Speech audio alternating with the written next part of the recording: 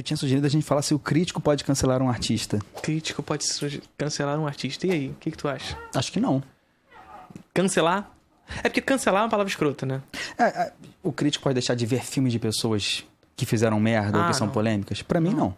Não por isso. Até porque a gente já falou isso aqui, né? Todo filme é um documento do seu momento histórico, um documento do seu momento. E esses filmes de pessoas assim também contam a história do cinema. Sim. Por exemplo, e aí eu vou citar mais uma vez a minha produção acadêmica. Eu, na minha dissertação, falei sobre a fundação territorial do Terceiro Reich, a partir da arte. Então eu falei sobre pintura, de escultura e cinema. Eu não vou assistir Leni Riefenstahl? Então sim, eu assisti Leni Riefenstahl para fazer minha produção acadêmica. Vamos jogar no lixo os filmes da Leni Riefenstahl? Vamos deixar de reconhecer que tecnicamente aquilo tem uma produção absurda? Que inclusive influenciou George Lucas para fazer Star Wars? Que inclusive influenciou o Rei Leão da Disney? Pois é, não vai deixar de reconhecer. Ela trouxe técnicas, ela inovou tecnicamente a produção cinematográfica. Agora, é aquilo que a gente falou. A técnica pela técnica não produz absolutamente nada. É o uso da técnica que implica a sua semântica, o resultado dela. E o uso... forma e a expressão final da linguagem, do conteúdo. A forma e a expressão final do conteúdo. E aí, a grande questão é justamente essa. Como ela usou essa técnica para trazer um conteúdo tematicamente abominável. Percebe? Então, assim, não é para se cancelar, é para se assistir. Claro, se você não quer assistir, não consigo ter não tem estômago para isso, e você é um espectador comum, e quando eu digo espectador comum, não tô falando menor do que o crítico, tô falando, tipo, você só quer assistir seus filmes. Você não tem aspirações de estudar a história do cinema. Não assiste. Vê o que você quiser. Se você é espectador comum, você vê o que você quiser, meu. Mas tem a compreensão de que é um documento, e como documento é para ser assistido, é para ser percebido, é para ser estudado. Tá ali para isso, sabe? O próprio Griffith, né? Pensar o Nascimento de uma Nação é para ignorar a existência de Nascimento de uma Nação? Não tem nem como, né? Tem como. Montagem paralela se existe é por causa desse filme. Sim. Eu já... É claro que assim, a montagem paralela já existia antes. Sim, mas consagrada por esse filme. Porque isso é uma coisa muito interessante, porque a galera tem uma noção de que a inovação ela parte do pressuposto da invenção. O que não é verdade. É a forma como você usa. Perfeito. É a maneira como você usa aquela técnica que joga ela para a história, né? Então, em Nascimento de uma Nação, de 1915, as técnicas usadas pelo Griffith já tinham sido usadas antes, inclusive por ele, em curta-metragens. O que ele faz? O uso sobre elas, o uso narrativo sobre elas. O processo de como contar uma história através dessas técnicas. Então, por exemplo, a montagem paralela que você citou já tinha sido usada de maneira narrativa na França para contar uma historinha de um cavalo que foge de um determinado lugar porque comeu a ração de um estabelecimento. Então, é basicamente um cara chegando para entregar leite numa família, para uma família, e ele deixa o cavalo dele lá embaixo. Aí o que o cara faz? Ele sobe, esse cara sobe as escadas para entregar o leite, e enquanto isso, montagem paralela, o cavalo tá comendo lá a ração do estabelecimento. Quando ele volta lá de cima, ele vê o cavalo comeu tudo e sai correndo com o cavalo. E quando o cavalo sai correndo, ele começa a derrubar tudo no meio do caminho, e um monte de gente começa a perseguir. É o famoso filmezinho de perseguição, que inclusive é muito influente pro cinema de ação até hoje, esse tipo de cinema lá do primeiro cinema. Ou seja, existe uma história sendo contada? Sim, mas muito simples. Mas a montagem paralela tá ali. O Griffith dá a isso um novo valor. É uma linguagem que vai se desenvolvendo, né? Dá isso um novo valor narrativo. Dá uma complexidade ao uso dessas técnicas. Aí que entra também um processo dialético do cinema. Um diretor fazer uma coisa, e outro pegar aquilo e transformar em outra coisa, e outro pega e vai transformar em uma coisa completamente nova. Perfeito. Então é isso. A forma e a expressão final do conteúdo. O conteúdo do Griffith é abominável ali em Nascimento de uma Nação? Não tem nem como falar o contrário. Não tem nem como falar o filme que foi acreditado por ressuscitar KKK, pô. Sim. Bizarríssimo. Que foi exibido dentro da Casa Branca para trazer isso. E o Griffith, ele traz essa perspectiva no filme da KKK como uma representante fundamental do nascimento dessa nação, né? Da grande nação, da Great America, né? Então, parte desse lugar. Agora, como essas técnicas são usadas? Não dá para ignorar a existência do Griffith. Simplesmente não dá para ignorar, sabe? Enfim, então nós, enquanto críticos, não podemos deixar isso de lado, até porque, para estudar história, não tem como não estudar Griffith. Para estudar história, não tem como não estudar Leni Riefenstahl. Percebe? Para estudar história, não tem como para estudar a história da música, não tem como não estudar Richard Wagner. Bela menção. Sabe? E Richard Wagner era um antissemita. Basicamente. Sabe? E aí? Sabe? Então, temos que assistir, temos que reconhecer essas obras, sabendo das suas limitações. Sabendo que essas músicas, que esses filmes dizem muito também sobre esses autores. Sobre o que realizaram, sobre o que fizeram. Como a gente conversou no nosso primeiro bloco. A reprodução cultural do que eles realizam está imbricado nessas obras. E uma obra lançada ao mundo ela vai pertencer. Então, parte muito desse lugar. E não deixar esquecer também. Isso é muito importante. Uma visão crítica, né? É isso, uma visão crítica sobre esse autor. É assistir Griffith, reconhecer o seu avanço tecnológico, o seu avanço narrativo na história, mas não deixar esquecer quem era também. Entender as complexidades do filme, né? Perfeito. Isso é importante. Para que a gente não ouça Richard Wagner como simplesmente, olha só que música linda, maravilhosa. Tá bom. Quem era também? Em que contexto produziu aquilo? Por que produziu aquilo? Enfim. E vai muito nesse lugar, né? Que mais temos? O Daniel Braga diz aqui que tem montagem paralela no Grande Roubo do Trem, mas Sim. o Griffith realmente sofisticou.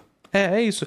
No Grande Roubo do Trem tem montagem paralela, mas ele é muito mais uma montagem contínua do que montagem paralela, mas tem ali. De alguma maneira. Até, assim, até em discutir outras técnicas, como, por exemplo, o close-up, vai se discutir muito quem é o primeiro que vai usar o close-up, quem vai ser o primeiro que vai quebrar a quarta parede. Por exemplo, fazer a quebra da quarta parede. E tem um Grande Roubo do Trem, a quebra da quarta parede, por exemplo.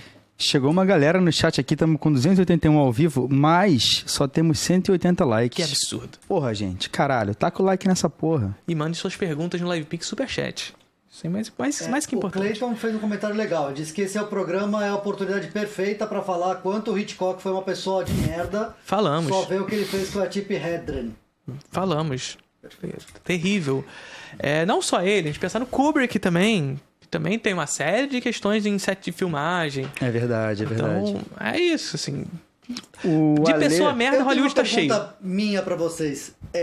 Existe a possibilidade de um diretor ser muito tranquilo e pouco micromanager ali e conseguir fazer uma boa obra nessa arte de conjunto que você precisa gerenciar muita coisa acontecendo ao mesmo tempo? Dá. Tem alguém que tem essa fama de ser o diretor mais legal do mundo? É porque até mesmo pensando formalmente e até pensando na prática cinematográfica, a gente vai ter, e teórica, a gente vai ter autores na história do cinema que vão ser mais próximos do que a gente chama de autores do acaso e mais próximos de autores do controle, né? Então, por exemplo, o Hitchcock e o Kubrick são autores que partem desse lugar do controlado. Autores que pensam uma coisa e aquilo que pensam deseja que esteja ali da forma como foi pensado. Que não abrem espaço para o acaso, não abrem espaço para o improviso, não abrem espaço para esse tipo de relação. É claro que em tudo isso também tem um tanto de marketing. Por exemplo, até no Hitchcock. É um diretor que é muito ligado a essa lógica do controle, mas já é difundido, até num texto do Brissot, por exemplo, que em Psicose houve muito de improviso na hora do processo de realização do filme. Havia muito de controle, mas muito do filme surgiu na montagem. Ou seja, na pós-produção, do que simplesmente na realização. Muita coisa foi cortada, porque não era... Aquilo que ele pensou inicialmente não se transformou no filme, que ele entendeu que não... Não foi pronto, não foi Sim. Uma obra inteira feita do começo ao fim. Perfeito. De modo hiperfocado e hiperdetalhista. Ele entendeu que não funcionava determinadas coisas. Por exemplo, pra quem não... Todo mundo viu Psicose. Pelo menos quem não viu sabe o que acontece, né? Enfim, a moça morre no meio do filme. Meu Deus do céu. Cancelados. Spoiler de Psicose! Meu Deus! Mas a moça morre a nossa personagem principal morre no meio do filme. E aí o filme se divide em dois. O filme do início e o filme depois da morte. Antes e depois da morte. São 2 filmes diferentes. Só que qual é a grande questão que o Hitchcock teve aqui a problemática narrativa que o Hitchcock teve? A primeira parte do filme, ele apresentou uma personagem, nos fez nos empatizar com essa personagem, nos aproximou dessa personagem e matou. Que eu adoro essa subversão de expectativa. É maravilhoso. Agora, qual é o grande problema disso? Ele tem que começar a história de novo. Aí o que ele faz? Ele recomeça a apresentar outros personagens de novo? Percebe como isso poderia ficar chato, entediante? E não só isso. Se você começa a história, como a que é a de Hitchcock, a de Psicose, apresentando outros personagens mais uma vez, personagens que nem são tão interessantes assim, como são os personagens que surgem depois em Psicose. Sim. E você começa a fazer isso tudo de novo. E essa que era a grande parada que o Hitchcock teve em mente ali. Uma embarrigada ali na narrativa. Não é só embarrigada, você dá tempo pro espectador pensar quem matou. Porque em Psicose é um whodunit de 2 possibilidades só. Porque só quem poderia matar era ou o Norman Bates ou a mãe. Era só eles 2. Se você recomeça a história, você dá tempo pro espectador começar a pensar. Então o que o Hitchcock faz? Cortou tudo sobre tudo que dava tempo pro espectador pensar. Ou seja, cortou tudo sobre a construção desses personagens que surgiam em seguida. Ah, Felipe, mas não precisava então apresentar esses personagens? Não precisava. Porque a violência da cena já era suficiente pra gente empatizar com eles sobre o perigo. Eles já estão em perigo. É o suficiente pra eu empatizar com eles. Então, é um corte mais rápido pra não ter esse tempo cerebral. Corta tudo. Então, o Hitchcock entendeu na mesa de pós-produção que não era necessário apresentar esses personagens todos de novo. Joga eles naquele mundo de violência que nós vamos ter a consciência que aqueles personagens precisam escapar. Sabe? E já é violento o suficiente pra isso. A vida do diretor, ele deva começar com mais a sensação de que ele consegue colocar essa ideia dele perfeitamente no papel e com o tempo ele vai percebendo que vai ter que abrir mão de alguma coisa e ele deve se flexibilizar, eu imagino, na média. Isso não significa que ele é um autor flexível. Inclusive, uma outra característica do Hitchcock que faz dele um autor controlado é justamente ser um diretor de estúdio. Então, ele não é um diretor que faz externas, ele faz raríssimas tomadas externas. Por quê? Porque a externa possibilita o acaso. Então, até mesmo, se você vê os filmes do Hitchcock, tem aquelas famosas cenas onde a pessoa tá dirigindo o carro e no fundo tá um telão. Sim. Sabe? Eu faria a mesma coisa, eu odeio. O Kubrick, em alguns momentos, também. Você pensa de olhos bem fechados. Tô em Nova York na rua, amiga. É tudo Londres, um estúdio. Ele não saiu de Londres pra fazer o filme que todo se passa em Nova York. Pois é. E a grande questão é que, assim, o Hitchcock poderia fazer de outra maneira? Poderia. Mas ele permite essa encenação, inclusive faz dessa encenação o charme dele. Esse telão no fundo, que dá pra ver que é falso. Mas ao mesmo tempo que dá... Aceita a linguagem e vambora. É isso. Ao mesmo tempo que faz... que é irreal, também entrega ao espectador essa lógica de controle. Mas você também tem autores do acaso que permitem o caos reinar um pouquinho. O caos, permitem o improviso, como por exemplo o Scorsese. A famosa cena do Taxi Driver do Robert De Niro na frente do espelho. Aquilo ali foi criado pelo Robert De Niro, por exemplo. Você pega até em cineastas contemporâneos. Por exemplo, o James Gray é um meio termo. Sim. Ele falou numa entrevista que ele leva para os atores o que ele quer do filme e ele fala, olha, eu quero chegar aqui, mas eu quero que você traga a sua parte para o personagem e a gente vai chegar em um lugar novo juntos. Sim. Maneiro, é meio termo. Ou os Safdie, que são completamente caóticos. Tipo, no Joias Brutas tem uma cena que a personagem da Julia Fox faz amizade com um cara num cassino e ele ajuda ela a fugir com dinheiro. Aquele cara não é ator. Eles viram ele jogando a roleta e falaram, pô, você quer $500 pra fazer uma cena com a gente? E foi na hora assim, ó, gravou e pronto, sabe? Então, varia muito de diretor pra diretor como é que ele vai lidar com esse controle sobre o filme. Varia de diretor, varia de movimento. De momento histórico. De momento histórico. A gente pensar a própria Nouvelle Vague francesa como um dos movimentos mais importantes da história do cinema, como um movimento hiper do acaso, né? Por quê? A pornochanchada brasileira também era bem livre em relação a como era tocado, né? Sim. Os diretores eram mais... Tinha uma lógica de controle ali impulsionada pela lógica de produção, porque eram filmes que precisavam ser realizados muito rápidos. Então o diretor precisava controlar a encenação. Inclusive, assim, isso é muito importante também. Se a gente pensar na lógica da produção brasileira, pode ter muita lógica do acaso, mas o produtor tá sempre no cangote do diretor, sobretudo no baixo orçamento. Porque o produtor vai falar assim, cara, a gente só tem uma diária. Não dá pra ficar experimentando muito, não. A gente só tem essa diária, precisa dar uma controlada aqui. Vamos fazer o que a gente já garantido aqui, que a gente já sabe que vai ficar bom e Percebe? deixa o excelente pro amanhã. Pois é, então percebe que até o processo de realização, o resultado do filme, nem sempre é só porque o diretor quis daquele jeito, mas porque as condições materiais dele ali no set impediam ele de fazer do jeito que ele queria, porque ele tinha que terminar naquele dia. Sério? Então, não ficou exatamente como eu queria, mas vai ter que ser assim. Ó, o Ale trouxe uma pergunta muito boa. Como lidar com obras futuras de cancelados? Por exemplo, um fascista vai lançar um filme. O que se faz? É uma boa pergunta. Vocês vão ver o filme novo do Zack Snyder, por exemplo? Que é fascista, mentira. Ele não é fascista. Mas tem uma estéticazinha ali. Intencionalmente ele não é. Ele é por burrice. A gente falou isso no Desencontrão. Você pensa, por exemplo... Nossa, vou dar uma devagada aqui rapidinho. O Batman. Eu não tava nessa conversa, não. Mas a gente falou isso também no programa do Hora Thiago. Falamos? Acho que falamos. Do Snyder? Não lembro. Memória do Felipe. Porque lá no início do Desencontro. Memória do você Felipe. pensa no personagem como o Batman, por exemplo. Ele é um aristocrata, isso é inevitável. Sim. Inegável, tá no mito do personagem. Como é que o Nolan lida com isso? Pra ele é um negócio que não tem jeito. Ele vai continuar sendo um aristocrata e tá tudo bem. Essa é a visão que o Nolan tem. Tanto é que a última cena é ele sendo rico em Viena com a mulher gato. Aí você pensa no Batman do Matt Reeves. Pra ele é conciliável. Ele precisa ter contato com o povo para entender como o mundo vai funcionar, como as coisas vão dar certo. Tanto é que ele só resolve o mistério do charada quando ele conversa com um policial que é um perrapado. Ou então quando ele tá em contato com as pessoas e salva elas na arena que deu merda. Então pra ele é conciliável e tem que conciliar. O Batman pro Zack Snyder é só um cara forte pra caralho que vai bater em vagabundo, pô. Sim. É só isso. O sonho dele é fazer um filme do Batman que o Batman mata gente e usa arma de fogo. Ele fala isso. Então, porra, ele é acidentalmente facho, pô. É isso que ele quer. Ele quer ver o cara vestido de preto, rico, espancando o pobre até matar. Então, pra mim, ele é facho pra caralho, sem ser intencional. Ele é um idiota completo. Não, e tem uma estética muito próxima dessa noção, até da estética nazifascista lá, da Alemanha mesmo, real. Pra caralho. Então, assim, o jeito que se ilumina o personagem, às vezes, em filme dele, pô. Pô, 300 de Esparta, pô. Essa lógica da divinificação dos corpos, sim, tá muito ali. Que é linha universal, gente. O traidor no 300 de Esparta é o cara que é deformado. Então, ele não é um cara forte, másculo pra caralho. Pô, horrível. Sim, é isso. Então... parte muito desse lugar. Mas como lidar com esses filmes? O Problema mandou 5 pra gente aqui. E o William Mesquita também mandou um superchat aqui e diz: Dirty Harry é um filme fascista? É um filme fascista? Cara, eu não posso entrar nessa porque eu não vejo Dirty Harry desde que eu era adolescente. Sinto muito. Mas prometo que eu verei até o fim de janeiro.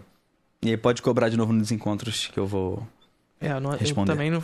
Na verdade, eu nem lembro de ter assistido o filme, então não posso opinar. Foi mal. Dirty Harry é do Charles Bronson, é isso? Não, com Clint. É do Clint. Ah, do Clint Eastwood. Não é do Clint, mas é com Clint dirigindo. Isso. Não, é quem... Dirigindo não, desculpa. Atuando. Isso. Viajei. Eu lembro muito do Hermes e Renato, que tinha um personagem engraçado com o Charles Bronson. O problema diz que é o Batman do Tropa de Elite. Exatamente. Pra ele, se ele visse Tropa de Elite, ele ia ficar apaixonado pelo Capitão Nascimento, pô. E é um pouco até dessa lógica do acidentalmente facho, é a gente pensar de novo no Tropa de Elite, mas a gente já teve essa discussão por aqui. Sim. Né? Que é um filme que, aparentemente, em termos temáticos, tenta fazer uma crítica, mas no final das contas acaba corroborando. Sim. Porque a forma é a expressão final do conteúdo. Então, na forma, tá explícito essa noção de uma certa divinificação, mitificação do Capitão Nascimento. Né? Mas até falando sobre isso, de como lidar com essas obras, como é que você vai pensar uma obra que ela vem de um lugar fascista objetivamente? Porque não tem nenhum diretor que é fascista objetivamente hoje em dia. Que esteja em...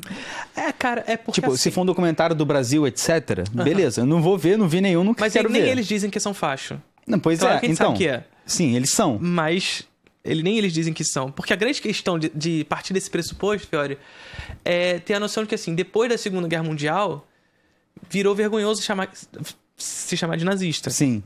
Sabe? Virou meio cringe. Cringe, né? A palavra, não é nem a palavra correta. Mas virou meio... Crime. Meio assim, vergonha. Crime, mas é meio vergonhoso falar eu sou nazista. Né? Virou vergonha. Eu sou fascista. Então, é claro que, historicamente, os fachos começam a se dizer outra coisa. Sabe? Então, a gente tem a compreensão que depois da Segunda Guerra Mundial... Os fachos não foram embora do mundo. O nazismo, o nazismo histórico... o nazismo não acabou por causa do nazismo histórico. Sabe? Acabou a Alemanha nazista e o fascismo italiano, o fascismo saiu do mundo. Não, essa galera se escondeu. É um vírus que tá lá preso, ainda tá em algum lugar e é quase irremovível essa merda. Se escondeu assim, replicando os seus discursos. Continuam falando, só não falam que são. Mas a gente sabe. É. E o nosso papel é reconhecer quem são, a partir da nossa noção do que é o fascismo, e apontar quem é essa galera. Quer dizer, na Itália, que foi um dos berços do fascismo histórico, acaba a Segunda Guerra Mundial e essa galera vai pro Democracia Cristã. Que era o maior partido depois da Segunda Guerra Mundial. Então, até hoje, pô, sobrinha, neta do Mussolini, sei lá, é parlamentar na Itália. Pois é. Então a galera vai perdurando. Só que vai se escondendo e não fala que é. Mas é. Tá ligado? Mas é até foda porque, por exemplo, vai pensar, um diretor cancelado vai lançar um filme. Mas não é só ele que fez o filme, né? Tem dezenas de atores, equipe técnica, um monte de gente que tem que pagar as contas também, sabe? Sim. E se a gente for fazer essa a caça às bruxas de, pô, não vou ver nenhum filme de nenhuma pessoa envolvida em nada, acabou Hollywood, pô. Porque todo filme vai ter alguma pessoa ali envolvida que você não vai saber que fez alguma merda. Todo filme vai ter um bilionário botando dinheiro. Todo filme é feito por centenas de pessoas, gente. Isso é. Centenas de pessoas sob a égide, sob o círculo desse bilionário que tá pagando. Sim. A Silvia mandou aqui pra gente no Live Pix dizendo: e Sion Sono no Love Exposure, um diretor predador que representa o assédio como algo engraçado? Eu nunca vi Sion Sono. Eu também não conheço. Eu vi, mas eu não tô me ligando muito. É que ele foi canceladaço, né? Fazer esse filme? Não, ele tá envolvido, acho que ele cometeu alguns abusos, mas eu não tenho certeza, então... Não sabia. Então, não sei, não sabia, desculpa. Vou me inteirar sobre isso. O pessoal do chat tá corrigindo a gente, dizendo que é do Don Siegel o filme, o Dirty Harry. Don Siegel, isso. Não, a gente sabia que ele não era dirigiu, ele sabia que ele era ator, mas, enfim... Don Siegel tem outros 2 filmes muito bons, tem outros filmes com Clint, mas tem 2 muito bons, que é o Fuga de Alcatraz, que é bom pra caralho, também e o... Cara, como é que é o nome? The Beguiled, que a Sofia Coppola fez o remake. O Estranho que Nós Amamos. Puta merda, muito bom. Que o da Coppola também é legal. Eu acho até melhor. É melhor? Eu acho até melhor. Gosto muito. E eu adoro Don Siegel. Sim. Quem que foi? Fala. É que tem um nome aqui muito bom que me pegou muito, mas esse eu prefiro não falar. Ah, porra, mas agora eu tô curioso pra caralho. Não. Infelizmente. Eu já vi, não vou ler não. Melhor não. É melhor não ler não. Não, eu preciso ver agora. Você vai gostar bem, professor. Quer dizer, não, provavelmente, mas ele falou, fala do Papai West, que é o Kanye West, o gênio mais cancelado da história. Não, pode falar, pô. Professor Pedir de Leão é esse? Cara, o Kanye West tá sem tomar remédio. Não. Eu acho que ele tem que ser internado. Ele deveria ser internado não de hoje, de muito tempo atrás. Ele claramente é um cara, não de hoje, de muito tempo, com problemas sérios psicológicos, e talvez até esquizofrenia, e ele claramente teve um episódio de mania muito grande, falou muita merda, ele tem que ser internado, gente. Eu acho triste pra caralho a situação. A mania dele tá durando os últimos 20 anos, né? Ele não falava tanta merda até, sei lá, tipo, há 10 anos o problema dele era, tipo, fazer uma música falando, e se eu comesse a Taylor Swift? Porra, beleza, não vou cancelar o cara por isso, sabe? É liberdade poética, foda-se, sabe? Mas, porra, ele defender nazismo é muito mais sério, só que ele tá claramente muito fudido da cabeça, pô, ele é muito louco, esse cara tem que ser internado, gente. E essa galera que começa meio esquisito lá atrás, a gente olha no tempo, a gente vai vendo que dificilmente eles vão ficando menos fudidos com o passado. Né? Exige muita terapia pra... E ele tomou remédio de tarja preta pesado, eu sei porque eu já tomei o mesmo remédio que ele. Quem sou eu pra julgar, né? Eu lembro que ele tem uma música do Life of Pablo. Eu tô falando, tá? Eu julgo todo não, sim. remédio, só que eu não julgo. Do Life of Pablo, que ele fala, você nunca viu nada tão louco quanto este negão quando ele está fora do seu Lexapro. Caralho, Lexapro, tomava Lexapro também, que doideira, mano. Divaguei. Tamo junto, caralho. Tamo junto não, porque eu não sou maluco que nem ele, né? Mas eu sou um pouquinho maluco também.